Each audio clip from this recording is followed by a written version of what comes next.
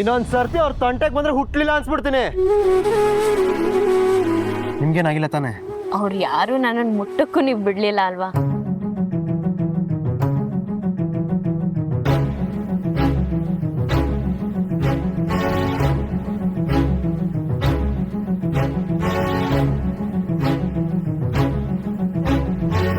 Hello, ಏನ್ರಿ ಯೋಚನೆ ಮಾಡ್ತಿದ್ದೀರಾ? ಹಸ್ಬೆಂಡು, ನೀವು ಫೈಟಿಂಗ್ ತುಂಬಾ ಚೆನ್ನಾಗಿ ಮಾಡ್ತೀರಾ. ಯಾರಿಗೆ ಆಗಲಿ ಕೈಲಾದ ಮಟ್ಟಕ್ಕೆ ಸಹಾಯ ಮಾಡಬೇಕು ಹೊರತು ಮಿತಿ ಮೀರೇನು ಮಾಡಕ್ಕೆ ಹೋಗ್ಬಾರ್ದು. ರೋಡ್ ಸೈಡಲ್ಲಿ ಯಾವುದೋ ಭಿಕ್ಷುಕ ಕೂತಿದ್ದ ಅಂತ ಕಾರ್ ನಿಲ್ಸ್ಬಿಟ್ಟು ದುಡ್ಡು ಕೊಡಕ್ಕೆ ಹೋದ್ರಲ್ಲ, ಅಂಥದ್ದು ಏನಿತ್ತು ನೋಡಿ? ಒಳ್ಳೇದು ಮಾಡಕ್ಕೆ ಹೋಗಿದ್ದು ನಿಮ್ಮನ್ನೇ ಕಿಡ್ನಾಪ್ ಮಾಡಿದ್ರು. ಅವರೆಲ್ಲ ಸೇರ್ಕೊಂಡು ನಿಮ್ಗೆ ಏನಾರು ಹೆಚ್ಚು ಕಮ್ಮಿ ಮಾಡಿದಿದ್ರೆ ಏನ್ರಿ ಗತಿ?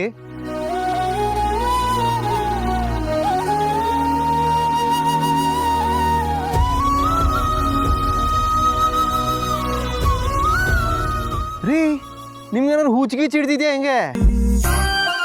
ನಿಮ್ಗೆ ಏನಾಯ್ತೋ ಏನೋ ಅಂತ ಗಾಬ್ರಿಲ್ ಜೀಪ್ನ ಅಲ್ಲೇ ಎಲ್ಲೋ ಬಿಟ್ಟು ಎದ್ದೋ ಬಿದ್ನೋ ಅಂತ ಓಡ್ ಬಂದು ರೌಡಿಗಳ ಜೊತೆ ಎಲ್ಲ ಕಷ್ಟಪಟ್ಟು ಫೈಟ್ ಮಾಡಿದ್ರೆ ನೀವು ಮಾತ್ರ ಏನೂ ಆಗೇ ಇಲ್ಲ ಅನ್ನೋ ಥರ ಅರಮನೆಯಲ್ಲಿರೋ ರಾಣಿ ಥರ ನಗ್ತಾ ಕೂತಿದ್ದೀರಲ್ಲ, ಇದು ನಿಮಗೆ ಸರಿ ಅನ್ನಿಸ್ತಾ ಇದೆಯಾ? ಈ ರಾಣಿನ ಕಾಪಾಡೋಕ್ಕೆ ಆ ದೇವ್ರು ನಿಮ್ಮಂತ ರಾಜನ ಸೃಷ್ಟಿ ಮಾಡಿ ಕಳ್ಸಿರುವಾಗ ನಾನು ಯಾಕೆ ಭಯ ಪಡ್ಬೇಕು? ಬೇಡ, ಮಾತು ಎಲ್ಲಿಂದ ಎಲ್ಗೋ ಹೋಗ್ತಿದೆ. ಅಲ್ಲೇ ಕೆಡ್ಸ್ಕೊಬಿಡಿ ಹಸ್ಬೆಂಡು. ನಮ್ಮಿಬ್ರು ಬಿಟ್ಟು ನಾವು ಆಡೋ ಮಾತು ಬೇರೆ ಎಲ್ಲೂ ಹೋಗಲ್ಲ. ಆದರೆ ಈ ಸಂದರ್ಭದಲ್ಲಿ ನಿಮಗೆ 2 ಸರಿ ಥ್ಯಾಂಕ್ಸ್ ಹೇಳಬೇಕು. ಮೊದಲನೇದಾಗಿ ನೆನ್ನೆ ರಾತ್ರಿ ನನ್ನ ಹೆಂಡತಿಯಾಗಿ ಒಪ್ಕೊಳ್ಳಿಲ್ಲ ಅಂದರೂ ಪರವಾಗಿಲ್ಲ, ಆದರೆ ನಂಗೆ ಸ್ವಲ್ಪನಾದರೂ ಪ್ರೀತಿ ತೋರಿಸಿ ಅಂತ ಕೇಳ್ಕೊಂಡೆ. ನೀವು ಯಾವುದೇ ಕಾರಣಕ್ಕೂ ಅದಾಗಲ್ಲ ಅಂತ ಅಂದವರು ಇವತ್ತು ಪ್ರೀತಿ ಇರೋ ಕಾರಣಕ್ಕಲ್ವಾ ಎದ್ನೋ ಬಿದ್ನೋ ಅಂತ ಓಡೋಡ್ ಬಂದು ಎಲ್ಲರ ಜೊತೆ ಫೈಟಿಂಗ್ ಮಾಡಿಬಿಟ್ಟು ನನ್ನನ್ನು ಬಚಾವ್ ಮಾಡಿದ್ದು. ಅದಕ್ಕೆ ಮೊದಲನೇ ಥ್ಯಾಂಕ್ಸ್. ನೋಡಿ ಇರಿ ಹಸ್ಬೆಂಡು, 2ನೇ ಥ್ಯಾಂಕ್ಸ್ ಹೇಳೋದು ಬಾಕಿ ಇದೆ. ಅದಾದ್ಮೇಲೆ ನಿಮ್ಮ ಮಾತು ಮುಂದುವರಿಸಿ. ಫೈಟಿಂಗಿಗೂ ಮುಂಚೆ ರೌಡಿಗಳ ಹತ್ರ ನನ್ನ ಹೆಂಡತಿನ ಯಾಕ್ರೋ ಕಿಡ್ನಾಪ್ ಮಾಡಿದ್ರಿ ಅಂತ ಕೇಳಿದ್ರಲ್ವಾ, ಅದಕ್ಕೆ 2ನೇ ಥ್ಯಾಂಕ್ಸು. ದೂರ ಆಗೋ ಸಮಯದಲ್ಲಾದರೂ ನನ್ನ ಹೆಂಡತಿಯಾಗಿ ಒಪ್ಕೊಂಡ್ರಲ್ವಾ, ಖುಷಿ ಆಯಿತು. ರೀ, ಏನೋ ಫ್ಲೋನಲ್ಲಿ ಹಂಗೆ ಅಂದೆ ಅಷ್ಟೇ. ಹಂಗಂತ ನಿಮ್ಮನ್ನು ಹೆಂಡತಿಯಾಗಿ ಒಪ್ಕೊಂಡೆ ಅಂತೆಲ್ಲ ಅನ್ಕೊಳಕ್ಕೆ ಹೋಗ್ಬೇಡಿ. ನಿಮ್ಮನ್ನು ಹೆಂಡತಿಯಾಗಿ ಒಪ್ಕೊಂಡಿದ್ರೆ ಯಾಕೆ ನಿಮ್ಮಿಂದ ಡಿವೋರ್ಸ್ ತಗೋತಿದ್ದೆ ನಾನು? ಹಸ್ಬೆಂಡು, ಈಗಲೂ ಕಾಲ ಮಿಂಚಿಲ್ಲ. ದೋಸೆನ ಮುಗ್ಚಾಕೋತಾರ ನಿಮ್ಮ ಮನ್ಸನ್ನು ಒಂದ್ಸಲ ಮುಗ್ಚಾಕಿ, ಇನ್ನೊಂದಿರೋ ಮನ್ಸಿಗೆ ಒಂದು ಸ್ವಲ್ಪನಾದ್ರೂ ಸಮಾಧಾನ ಸಿಗತ್ತೆ. ಅದನ್ನೇ ನನ್ನ ಪುಣ್ಯ ಅಂತ ಅನ್ಕೊಂಡು ನಿಮ್ಮನ್ನು ಜೋಪಾನವಾಗಿ ಮಗು ಥರ ನೋಡ್ಕೋತೀನಿ. ಏನಂತೀರಾ? ಅದು ಈ ಜನ್ಮದಲ್ಲಿ ಸಾಧ್ಯ ಇಲ್ಲ. ಈಗಾಗಲೇ 107 ಮೆಟ್ಲು ಹತ್ತಿರೋ ನಾವು ಇನ್ನು 108ನೇ ಮೆಟ್ಲು ಅಂದರೆ ಕೊನೆ ಮೆಟ್ಲಲ್ಲಿದ್ದೀವಿ. ಇನ್ನೇನೆಂದ್ರೂ ಬೆಟ್ಟದ ಮೇಲೆ ಕಾಲಿಡೋದಷ್ಟೇ ಬಾಕಿ. ಹಾಗಾದ್ರೆ ನನ್ನ ಕಾಪಾಡಕ್ಕೆ ಯಾಕೆ ಬಂದ್ರಿ ಹಸ್ಬೆಂಡು? ನನ್ಗೆ ಏನಾದರೂ ಆಗಿದ್ದಿದ್ರೆ ನಿಮ್ಗೇನು?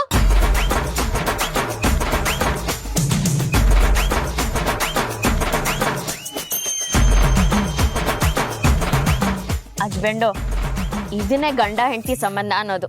ಇದನ್ನ ಯಾಕೆ ನೀವು ಅರ್ಥ ಮಾಡ್ಕೋತಿಲ್ಲ? ಸುಮ್ಮನಿರಿ ಸಾಕು. ನಿಮ್ಮಲ್ಲಿ ಪ್ರೀತಿಯಿಂದಾಗಲಿ ಕಾಳಜಿಯಿಂದಾಗಲಿ ಬರಲಿಲ್ಲ ನಿಮ್ಮ ನೋಡ್ಕೊಂಡು ನಾನು. ನೀವು ಮಿಸ್ ಆದರೆ ನಂಗೆ ಡಿವೋರ್ಸ್ ಸಿಗಲ್ಲ ಅನ್ನೋ ಕಾರಣಕ್ಕೆ ಬಂದಿದ್ದು. ಹಸ್ಬೆಂಡು, ಯಾಕೆ ಎಷ್ಟು ಸ್ವಾರ್ಥಿ ಆಗಿದ್ದೀರಾ ನೀವು? ನಾನು ಇಷ್ಟು ದಿನ ನಿಮ್ಮ ಸೇವೆ ಮಾಡಿದ್ದೆಲ್ಲ ಮರ್ತ್ಬಿಟ್ರಾ? ನಿಮ್ಮ ಜಾಗದಲ್ಲಿ ಬೇರೆ ಯಾರಿದ್ದಿದ್ರು ಇದೇ ಥರ ಕಾಪಾಡೋಕ್ಕೆ ಪ್ರಯತ್ನ ಪಡ್ತಿದ್ದೆ. ಸುಮ್ಮನೆ ಏನೇನೋ ಕಲ್ಪನೆ ಮಾಡ್ಕೊಂಡು ಟೈಮ್ ವೇಸ್ಟ್ ಮಾಡಬೇಡಿ. ಲಾಯರ್ ಆಗಲೇ ಫೋನ್ ಮಾಡ್ಬಿಟ್ಟು ಬೇಗ ಬರೋಕ್ಕೆ ಹೇಳಿದ್ರು. ತಗೊಳ್ಳಿ, ಇದು ನಿಮ್ದೆ ತಾನೆ, ಹಾಕೊಳ್ಳಿ. ಹೇಗೆ ಹಾಕೊಳ್ಳಿ ಹಸ್ಬೆಂಡು? ದಿನ ಹೆಂಗೆ ಹಾಕೋತಿದ್ರಿ ಹಂಗೆ ಹಾಕೊಳ್ರಿ. ಆಗಲ್ಲ ಹಸ್ಬೆಂಡು. ಏಕೆ? ನೋಡಿ, ಬಿಟ್ರೆ ಬಿದೋಗತ್ತೆ.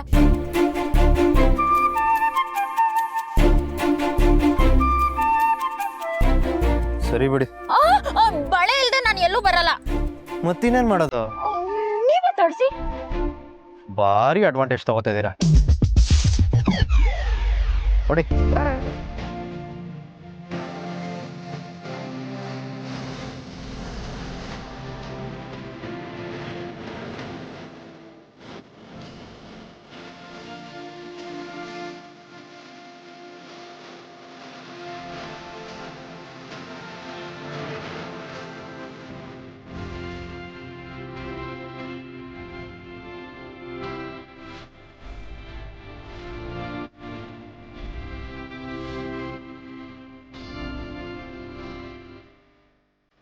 ಅಯ್ಯ, ನಿಮ್ದೇ ಬಳಿ ಎಷ್ಟು ನೋಡ್ತೀರಾ? ಬನ್ರಿ ಹೋಗೋಣ.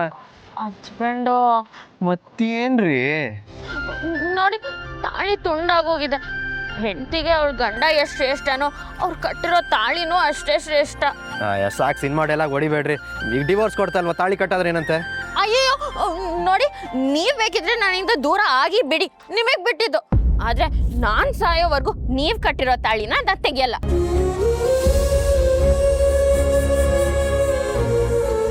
ಕೊನೆವರೆಗೂ ಈ ತಾಳಿ ನನ್ ಕುತ್ತಿಗೆಯಲ್ಲೇ ಇರ್ಬೇಕು. ಇದನ್ ತೆಗಿ ಅಂತ ಹೇಳೋ ಹಕ್ಕು ಯಾರಿಗೂ ಇಲ್ಲ, ನಿಮ್ಗೂ ಇಲ್ಲ. ಆಯ್ತು, ಇವಾಗ ನಾನು ಏನು ಮಾಡಬೇಕು? ನನ್ನ ಕತ್ತಲ್ಲಿ ತುಂಡಾಗಿರೋ ತಾಳಿ ಜಾಗಕ್ಕೆ ಬೇರೆ ತಾಳಿ ಹಾಕೊಂಡ್ಮೇಲೆನೆ ನಾನು ನಿಮ್ಮ ಜೊತೆ ಬರೋದು. ರೀ, ಮುಟ್ಕೊಳಕ್ ಮಲ್ಗೆ ಹೂವನೋ ಹಾಕೊಳಕ್ ಬಳೆನೋ ಕೇಳಿದ್ರೆ ತಂದು ಕೊಡ್ತಿದ್ದೆ. ತಾಳಿ ಎಲ್ಲಿಂದ್ರಿ ತಂದು ಕೊಡ್ಲಿ? ಅದೆಲ್ಲ ನಂಗೆ ಗೊತ್ತಿಲ್ಲ, ಅದು ನಿಮ್ದೇ ಜವಾಬ್ದಾರಿ. ಟೈಮ್ ಬೇರೆ ಆಯ್ತು. ಈ ಟೈಮಲ್ಲಿ ನಿಮ್ದೊಳ್ಳೆ ಟಾರ್ಚರ್ ಆಯ್ತಲ್ರಿ ನನಗೆ.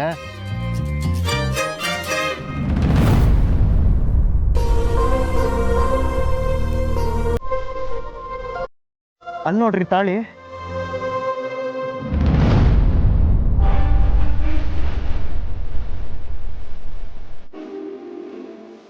ಸದ್ಯಕ್ಕೆ ಅರ್ಶನದ ಕೊಂಬ್ ಕಟ್ಕೊಂಡ್ರೆ ಆಗತ್ತಲ್ವಾ? ಹಾ, ಆಗತ್ತೆ. ಮತ್ ಹೋಗಿ ಹಾಕೊಳ್ಳಿ. ನಾನಲ್ಲ, ನೀವೇ ಹೋಗಿ ತಗೊಂಡ್ ಬರ್ಬೇಕು. ಇದನ್ನು ನಾನೇ ಮಾಡ್ಬೇಕಾ? ಒಳ್ಳೆ ಹಿಂಸೆ ಆಯ್ತಲ್ರಿ ನಿಮ್ಮ ಹಸ್ಬೆಂಡು. ಏನ್ರಿ?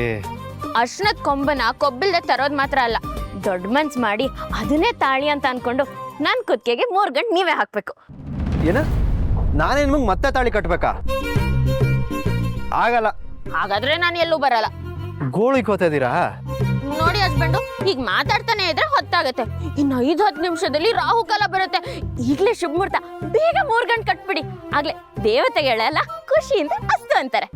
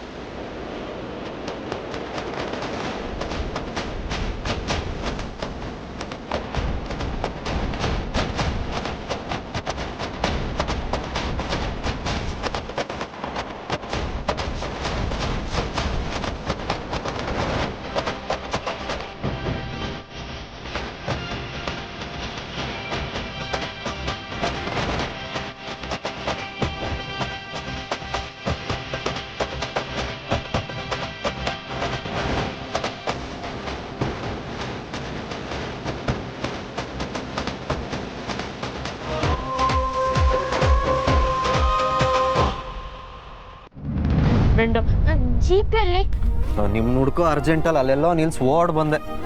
ಓ, ಹಾಗಾದ್ರೆ ನಾ ಬೀಳ್ಸಿರೋ ಬಳೆ ಎಲ್ಲ ನಿಮ್ಗೆ ಸಿಕ್ತಾ? ಸಿಕ್ತು. ಅದನ್ನ ಫಾಲೋ ಮಾಡ್ಕೊಂಡೇ ಬಂದಿದ್ದು.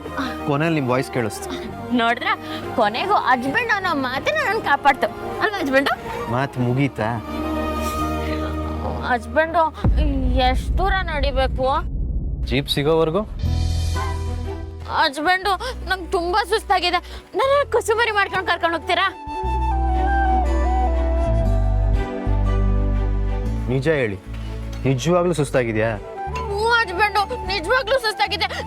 ನನ್ನ ಮೇಲೆ ಹಣ ಇಡಬೇಡಿ, ಆಯ್ತು?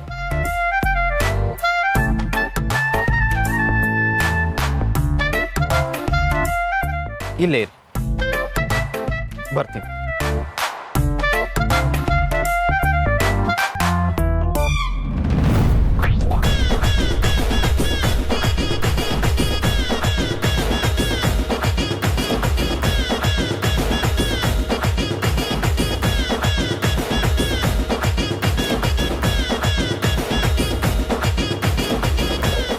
ಕೂತ್ಕೊಳ್ಳಿ.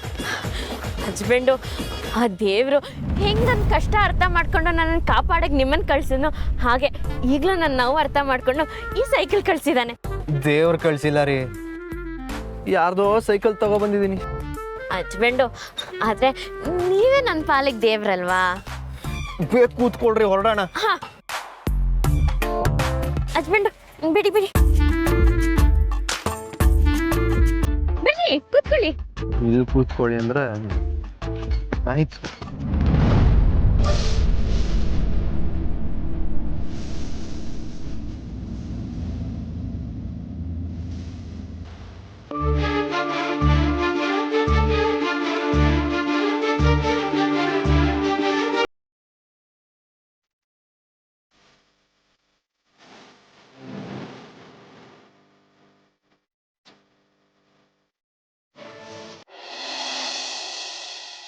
ಈಗ ಅವನು ಯಾರು, ನಾನು ಯಾರು? ಅವನಿಗೂ ನನಗೂ ಸಂಬಂಧ ಇಲ್ಲ. ಜವಾಬ್ದಾರಿ ಇಲ್ದಿರೋಂಥ ಮಗ ಇದ್ರೆಷ್ಟು ಹೋದ್ರೆಷ್ಟು.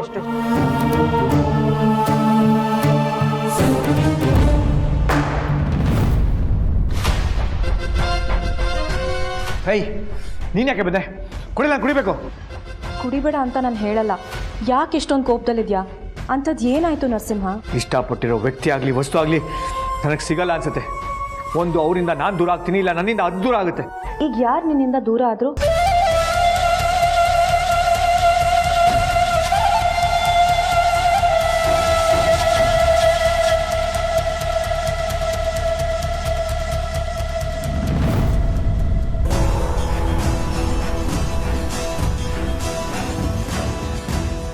ನಿನಗೆ ನನ್ನ ಮೇಲೆ ನಂಬಿಕೆ ಇದ್ದರೆ ಮಾತ್ರ ಏನಾಯಿತು ಅಂತ ಹೇಳು. ಯಾಕಂದರೆ ನನಗೆ ಮುಂಚೆ ಥರ ನಿನ್ನ ಮೇಲೆ ದ್ವೇಷ ಕಾರೋ ಸಂಜನಾ ಅಲ್ಲ, ಕರುಣೆ ಕಾಳಜಿ ತೋರಿಸೋ ಹೊಸ ಸಂಜನಾ.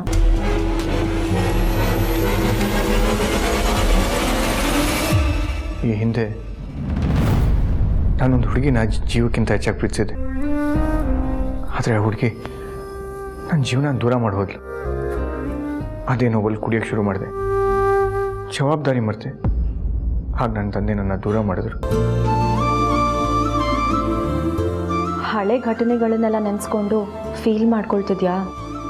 ಇಲ್ಲ, ನೋವಾಗಿರೋ ಹೃದಯಕ್ಕೆ ಮತ್ತೆ ನೋವಾದರೆ ತಡ್ಕೊಳ್ಳುತ್ತಾ? ಅಂಥದ್ದು ಏನಾಯಿತು ಅಂತ ಕೇಳ್ತಿದ್ದೀನಿ.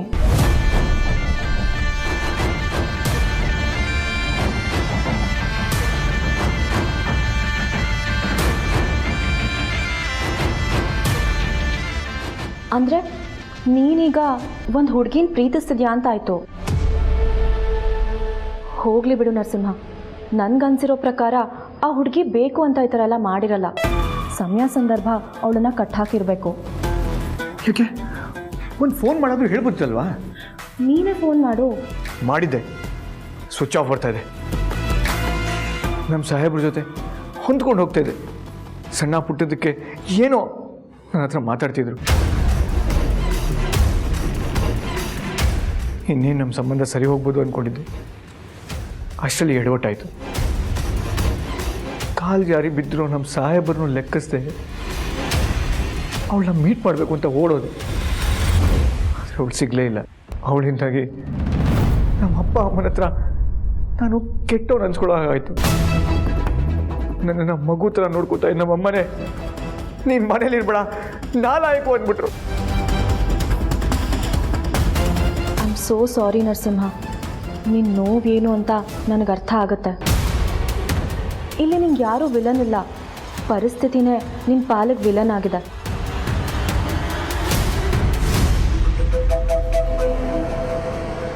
ನಿನ್ನ ಜೊತೆ ಯಾರು ಇರ್ತಾರೋ ಇಲ್ವೋ ನನಗೆ ಗೊತ್ತಿಲ್ಲ, ಆದರೆ ನಾನಂತೂ ನಿನ್ನ ಪರವಾಗೇ ಇರ್ತೀನಿ.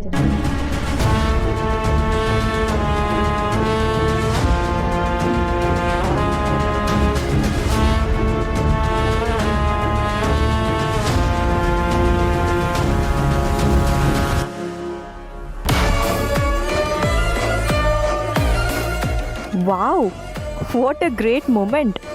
ಈ ದಿನಕ್ಕೋಸ್ಕರ ನಾನು ಎಷ್ಟು ದಿನದಿಂದ ಕಾಯ್ತಿದ್ದೆ ಗೊತ್ತಾ ನರಸಿಂಹ? ಇವತ್ತು ನೀನು ನನ್ನ ಭುಜಕ್ಕೆ ಹೊರ್ಕೊಂಡವನು ನಾಳೆ ನನ್ನ ಮಾತಿಗೆ ಕರ್ಗಲ್ವಾ? ಆಮೇಲೆ ನನ್ನ ಪ್ರೀತಿಗೆ ಬೀಳಲ್ವಾ?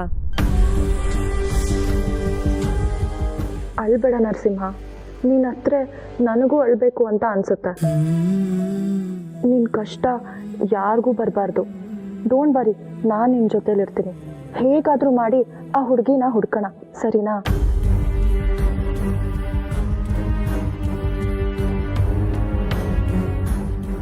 ನೀನು ಏನು ಹೇಳ್ತಾ ಇದೆಯಾ? ಹೌದು, ಅವಳು ಯಾರು ಏನು ಅಂತ ತಿಳ್ಕೊಳ್ಳೋಣ. Don't worry. ಹಾಗೆ ನಿಮ್ಮಮ್ಮ ನಿನ್ನನ್ನು ಎಷ್ಟೇ ಬೈದ್ರು ಹೊಡೆದ್ರು ನೀನು ಬೇಜಾರು ಮಾಡ್ಕೋಬೇಡ. ಪ್ರೀತಿ ಮಾಡೋರಿಗೆ ಶಿಕ್ಷೆ ಕೊಡೋ ಅಧಿಕಾರನೂ ಇದ್ದೇ ಇರುತ್ತಲ್ವಾ. ಕೋಪದಲ್ಲಿ 4 ಮಾತಾಡಿರ್ತಾರಷ್ಟೆ. ಆದರೆ ಅವ್ರಿಗೂ ನೀನು ಮಾಡಿರೋದ್ರಿಂದ ನೋವಾಗಿರುತ್ತಲ್ವಾ, ಸ್ವಲ್ಪ ದಿನ ಅಷ್ಟೇ ಅವರೇ ನಿನ್ನ ಹತ್ರ ಬಂದು ಮಾತಾಡ್ತಾರೆ, ನೋಡ್ತಿರು. ಹಾಗಂತ್ಯ? ತಾಯಿ ಕೋಪ ಕ್ಷಣಿಕ, ಆದರೆ ಪ್ರೀತಿ ಶಾಶ್ವತ.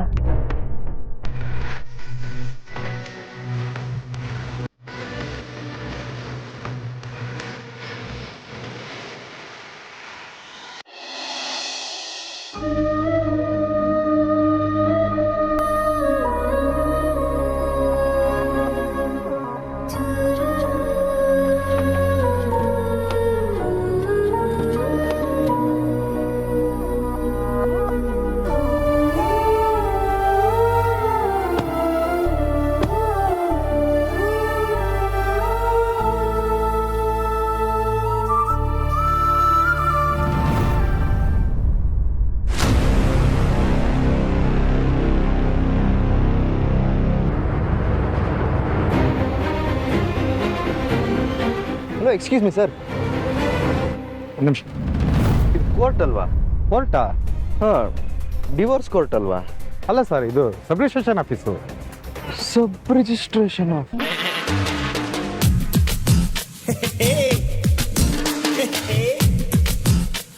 ಏನು ಹಸ್ಬೆಂಡ್ ಇದು? ಕೋರ್ಟ್ಗಂತ ಇದು ಯಾವುದೋ ಜಾಗಕ್ಕೆ ಕರ್ಕೊಂಡು ಬಂದಿದ್ದೀರಾ? ನೋಡಿದ್ರಾ, ನನ್ನಿಂದ ವಿಚ್ಛೇದನ ತಗೊಳ್ಳೋದು ಆ ನ್ಯಾಯ ದೇವತೆಗೂ ಇಷ್ಟ ಇಲ್ಲ ಅನ್ಸುತ್ತೆ. ಅದಕ್ಕೆ ಕೋರ್ಟ್ ಬದಲು ಈ ಜಾಗಕ್ಕೆ ಬಂದಿದ್ದೀವಿ. ಹಸ್ಬೆಂಡು, ನೀವು ಈಗಲೂ ಮನ್ಸು ಮಾಡಿದ್ರೆ ಕಾಶ್ಮೀರ ಕನ್ಯಾಕುಮಾರಿ ಥರ ದೂರ ಇರೋರು ನಾವು ಬೇಲೂರು ಹಳೆ ಬೀಡು ಥರ ಹತ್ರ ಆಗಿರ್ಬೋದಲ್ವಾ? ನೀವು ಚನ್ಕೇಶ್ವರ ದೇವಸ್ಥಾನ ಕಟ್ಟಿರೋ ರಾಜ ವಿಷ್ಣುವರ್ಧನ್ ಆಗಿದ್ದರೆ ನಾನು ರಾಣಿ ಶಕುಂತಲಾದೇವಿ ಆಗಿರ್ತೀನಿ. ಏನಂತೀರಾ? ಮೊದಲೇ ತಲೆ ಕೆಟ್ಟು ಹೋಗ್ತಾ ಇದೆ ಇಲ್ಲಿ. ಇದ್ರ ಮಧ್ಯೆ ರಾಜ ರಾಣಿ ಅನ್ಕೊಂಡು ನಿಮ್ದೇನ್ರಿ ಗೋಳು? ಲಾಯರ್ ಇಲ್ಲೇ ಇರಬೇಕು, ಅದಕ್ಕೆ ಇಲ್ಲಿ ಕರ್ಸಿದಾರೆ ಅನ್ಸುತ್ತೆ. ಸುಮ್ಮನೆ ಬನ್ನಿ. ಹಾಗಾದ್ರೆ ಇದೇ ನಿಮ್ಮ ಕೊನೆ ತೀರ್ಮಾನನಾ? ಹೌದು ಅಂತ ಎಷ್ಟು ಸಲ ಹೇಳಿದ್ರಿ? ಸರಿ, ನನ್ಗಿಷ್ಟ ಇಲ್ಲ ಅಂದ್ರೂ ನಿಮ್ಗೋಸ್ಕರ ಕಾಟಾಚಾರಕ್ಕೆ ವಿಚ್ಛೇದನ ಕೊಡ್ತೀನಿ. ಸುಮ್ಮನೆ ಬನ್ನಿ.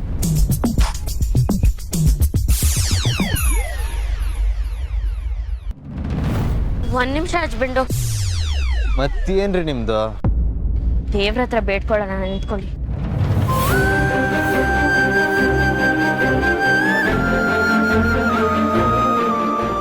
ದೇವ್ರೆ, ನಿನ್ ಥರನೇ ನಾನು ನನ್ನ ಗಂಡ ಯಾವಾಗಲೂ ಒಟ್ಟಿಗೆ ಇರೋ ಥರ ಆಶೀರ್ವಾದ ಮಾಡು. ನನ್ನಿಂದ ಅವ್ರಿಗೆ ವಿಚ್ಛೇದನ ಸಿಗದೇ ಇರೋ ಥರ ಮಾಡಪ್ಪ.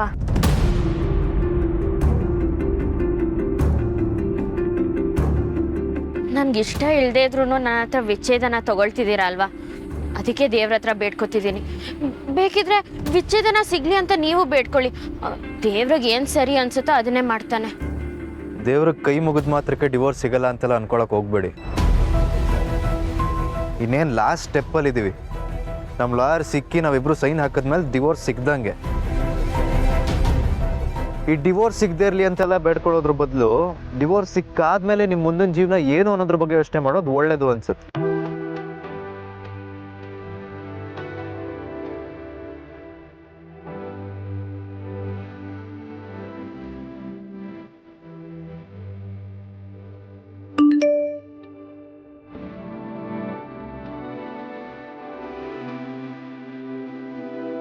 ಸರ್, ನೀವು ಚಿರಾಗ್ ಅವರಲ್ವಾ?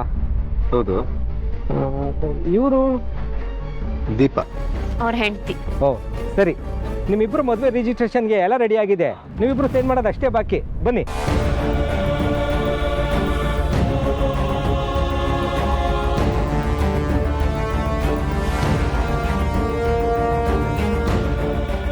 ಯಾಕೆ ಸರ್ ಹಾಗೆ ನಿಂತ್ಬಿಟ್ರಿ? ಬನ್ನಿ. ಅಲ್ಲ ಸರ್, ಏನು ಹೇಳ್ತಾ ಇದ್ದೀರಾ? ನಾವು ಬಂದಿರೋದು ಡಿವೋರ್ಸ್ ತಗೊಳಕ್ಕೆ, ನೀವು ನೋಡಿದ್ರೆ ಮ್ಯಾರೇಜ್ ರಿಜಿಸ್ಟ್ರೇಷನ್ ಅಂತ ಇದ್ದೀರಾ? ಚೆನ್ನಾಗಿ ಹೇಳಿದ್ರಿ ಸರ್. ಪುಳಿಯೋಗರೆ ಸಿಗೋ ಜಾಗಕ್ಕೆ ಬಂದ್ಬಿಟ್ಟು ಕಬಾಬ್ ಕೇಳ್ದಂಗೆ ಆಯಿತು. ನೀವು ಇಷ್ಟು ದೊಡ್ಡ ಬಿಸ್ನೆಸ್ ಮ್ಯಾನ್ ಆಗಿ ಕೋಟ್ಯಾಂತರ ರೂಪಾಯಿ ವ್ಯವಹಾರ ಮಾಡೋರಿಗೆ ಡಿವೋರ್ಸ್ ಆಗೋದಕ್ಕೂ ಮುಂಚೆ ಏನೇನು ಪ್ರೊಸೀಜರ್ ಆಗುತ್ತೆ ಅಂತ ಗೊತ್ತಿರೋದಿಲ್ವಾ? ನನ್ಗೆ ಯಾಕೋ ನಂಬೋದಿಕ್ಕೆ ಆಗ್ತಾ ಇಲ್ಲ. ಮೇ ಬಿ ನೀವೇನಾದರೂ ತಮಾಷೆ ಮಾಡ್ತಾ ಇದ್ದೀರಾ?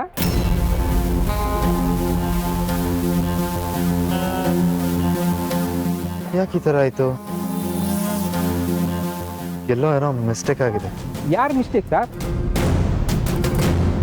ಏನಿಲ್ಲ, ಒಂದು ನಿಮಿಷ ಬಂದೇ ಇರಿ. ಹಸ್ಬೆಂಡು ಎಲ್ಲಿಗೆ ಹೋಗ್ತಿದ್ದೀರಾ?